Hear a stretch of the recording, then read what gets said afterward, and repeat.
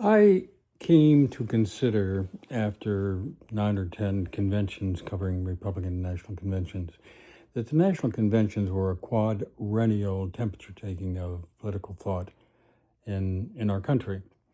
And the reason for this, the reason I arrived at that conclusion, was that you had people coming in, delegates from all over the country, and you had action people who were the functionaries who were going to try and make the campaign a success for either the Democrats or Republicans, who would come in and they'd get a night or two up in the eaves of the convention and they would be there.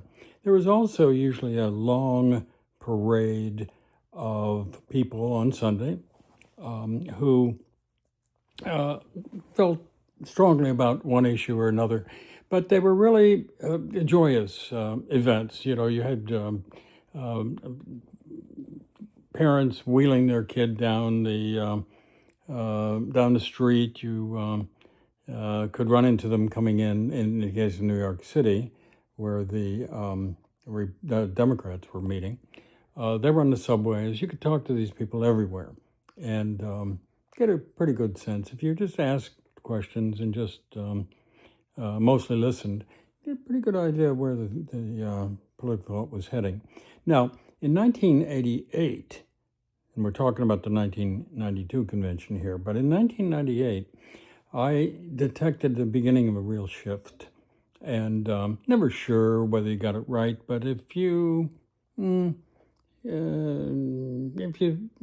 just had a feeling that the political thought in our country was beginning to shift, and it was shifting from the sort of traditional old Republican right, which was kind of big business in the country club set, and the Democrats, who were more labor, teachers' unions, activist lawyers who were litigating lawyers and so on. What the LA Times did in before the '88 conventions was they ran a test. They researched political ideology in our country, is the best way to put it. And they broke the voting groups down into 12 different groups, and it was very telling. And I have a copy of that somewhere. I need to lay my hands on it again because it was very interesting. And I, at the time, was quite liberal on certain issues, women's rights, for example, and quite conservative on the size of the government. I thought the size of the government was getting a little large and getting a little too intrusive, and needed to get kind of back to the more the way it was in the earlier days. So anyway, I really thought that I was seeing a third party, neither left nor right, but kind of above, kind of a triangle, if you will, that was drawing from both issues, favorites on the left and favorites on the right. And that was the making, the rest, if you will, of potentially a new party. Well, George Bush was elected president in 1989 by a comfortable margin, and along with Dan Quayle. But he had said at the 1988 convention acceptance speech, no new taxes, and he thundered about that and so forth. Well, along about 1990 or so, he struck a deal with, I think Tip O'Neill was still around at that point, but anyway, he struck a deal with whoever the House leader was, and they raised taxes, and it infuriated people, and led to the development of a couple of things, particularly Pat Buchanan, who was had been a Republican.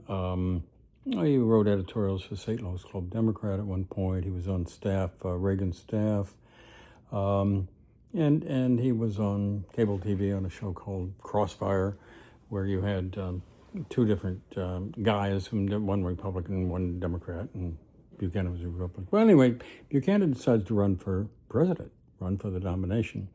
And he had a couple of different issues, but he was really thundering around about the issue of no new taxes and this broken promise. Well, Meanwhile, Ross Perot, who was a successful, I guess we'll call him an industrialist, he was a very innovative guy and had done very well. And Ross Perot decides that he's going to run. Now, to put all of this kind of in perspective, the Berlin Wall fell, the end of the Cold War occurred just slightly after the end of President Ronald Reagan's administration. And Bush was wildly popular as fun. He was enormously popular. And of course, then when he got into this, started reading back his promises to him, he immediately got into quite a lot of trouble. And so you had Ross Perot, who was came on very strong. And you also have Bill Clinton lurking around on the Democratic side. And Clinton was an enormously weak candidate with a lot of problems. There were rumors about improper behavior with a Whitewater, I think it was called, development in Arkansas. Also rumors around, that Clinton people had henchmen who went out and did untoward things to other people. And I owned a newspaper and newspapers about 40 or 50 miles from where Clinton had been teaching.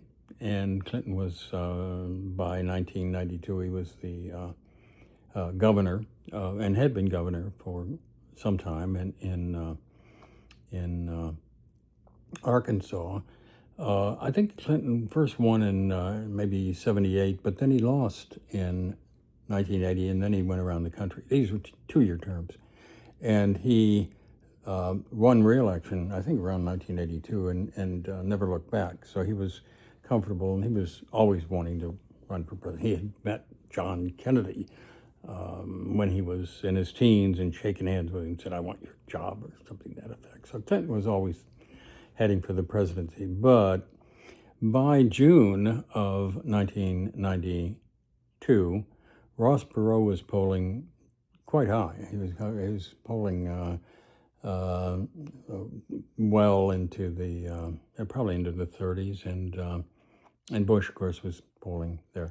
But Clinton was polling under 25%. Now, the 25% is important because back in those days, the federal government funded, what was in those days kind of a charmingly small amount, but in those days was giving money to both of the major parties and or anybody else who polled a certain amount above a certain thing, met certain other criteria. And the Clinton at 25% was not meeting that level, which meant that the Democrats were not going to get any money to run their fall campaign, and quite possibly, the Democratic Party as we know it, or knew it, was going to go out of business and might be replaced by what Ross Perot was doing. And Perot was the kind of the guy that I thought I had seen coalescing, drawing the best, or drawing popular issues from both the Democratic and Republican Party, and was running on them. So Perot was in very good shape by June of 1992, and Clinton was on life support, and Bush was cruising along, going to get the nomination. But I will say, in retrospect, that had Ross Perot stayed in the race, which he did not, he pulled out and then got back in it later on in September or so, maybe October. But if Ross Perot had stayed in, I'm not sure that he would not have won the presidency in 1992, defeating Bush. And I'm not sure that he wouldn't have done the reset that appeared to be underway when the LA Times did their polling back in 1988. But Ross Perot's main problem was that he was Ross Perot. And he wasn't a politician, and he had pretty thin skin. So somebody said something about his daughter or something or other, and daughter's wedding, and he took great umbrage, and his said he's going to protect his family and so forth.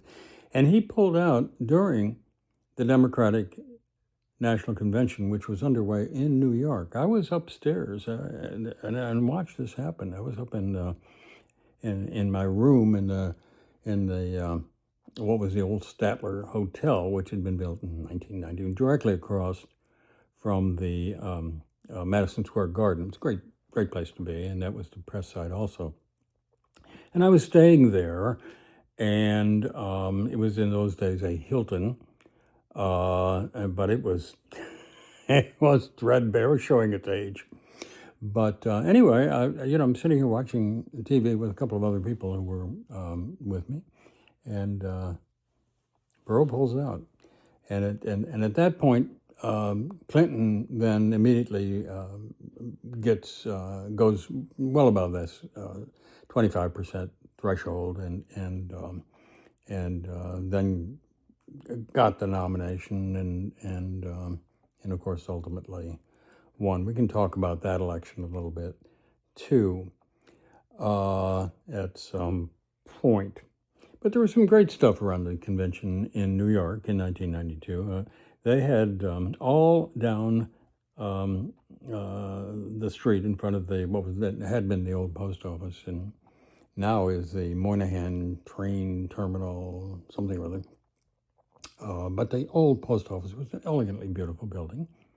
And in the streets, an entire block of folks would get a little space, and they went 24 hours a day to, I'm concerned about what's happening to the seagulls, and I'm concerned about all this crazy, interesting stuff. And it was wonderful. And I would go down, I did go down one by one, and would talk to these people, but it was constantly changing. 24 hours a day, they'd say, your time's up, you got to go after an hour or two, and somebody new there. And of course, I couldn't get to everybody. I was hanging out. There was a McDonald's,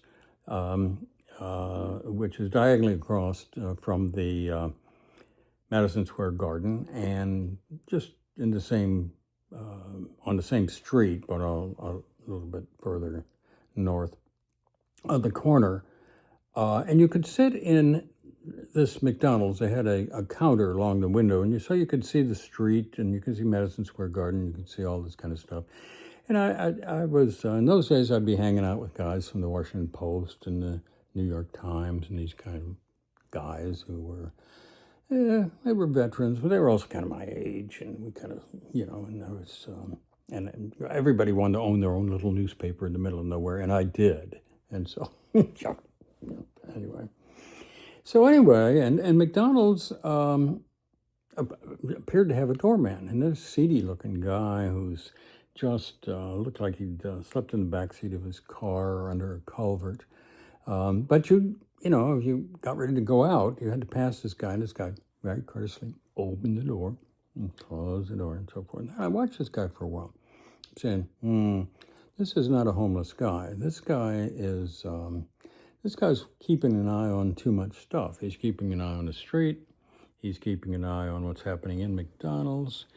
And his vantage point was very good. He could see two sides of the Madison Square Garden from his vantage point. And eventually, I sidled over to him and I said, are you Secret Service? Are you, FBI? And the guy said, I'm FBI. Very proud of that. If you ask somebody a question that they're not prepared for, sometimes you get the answer before they can think. So then I said, I said, well, how many guys here? He said, we got 9 layers of guys out here on the street, and we're keeping an eye on things. And I thought, well, you sure are. Indeed, you are. The Republicans met in the Astrodome, a huge building in Houston, and it was pretty pro forma. They renominated Bush, and Bush had his little say, but there was a lot of discord at the and you could see big trouble was coming for Bush, and of course Bush eventually did lose. The conventions foretold a change in American direction of American thought. So in 1976, when Reagan did not get the nomination, you could see that the Reagan policies and the Reagan beliefs carried the day inside the convention hall. But the delegates were pledged on the first ballot to Gerald Ford. But if Reagan could get to the second ballot, Reagan would have been nominated in 1976. And of course, he was nominated in 1980. So you could see, or I could at least, or thought I could, real change coming in the Republican Party and in American politics to boot.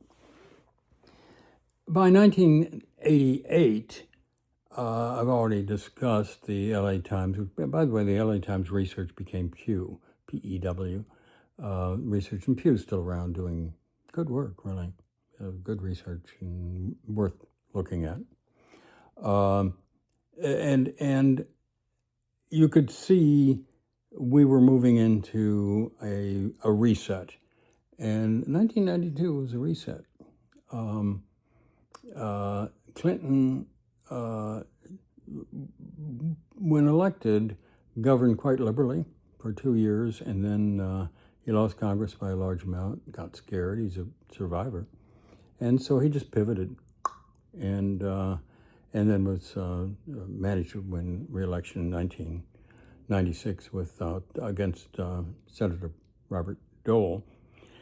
And Jack Kemp, I think, was running, maybe not. Yeah, I think Kemp ran with Dole in 1996. I didn't attend the 1996 conventions. I was kind of bummed out by where we were and kind of conventioned up. So that was, I had done 9 conventions, and I would do 10 more beginning in 2000, which is 2000, 2004, 2008, 2012, and 2016. And 2016 was it for me, and I haven't been to conventions since then. But there was also, in 2000, between 2000 and 2004, 9/11 happened. This is when they plowed 2 planes into the World Trade Center, killed roughly 3,000 people, and security by the time we returned to New York in 2004 was so tight that as a reporter, I really couldn't do the things and go to the places and see the people that I wanted to. And it was also squeezing out demonstrators. We didn't see the number of demonstrators who were coming, and because everybody was suspect by 2004. So those are the conventions of 1992, and there's an awful lot around to further look at, but I'll leave that to you on the, particularly on the funding of campaigns in the during the 1992, and how all that would change with Citizens United in the I think it was 2007, 2008 Supreme Court decision, which said, guys, you can spend as much as you want, and people can spend as much. And then we got into into spending an awful lot of money. So that's 1992, at least so far as I'm going to chat about it. And we will continue to do the conventions next. But, I am reminded to request that if you are interested in what we're doing here, we hope you are, we really hope you are, then subscribe. And there's a way to do this, I think, on the side of the website here. So you do that, we will. You won't miss any episodes from here on in.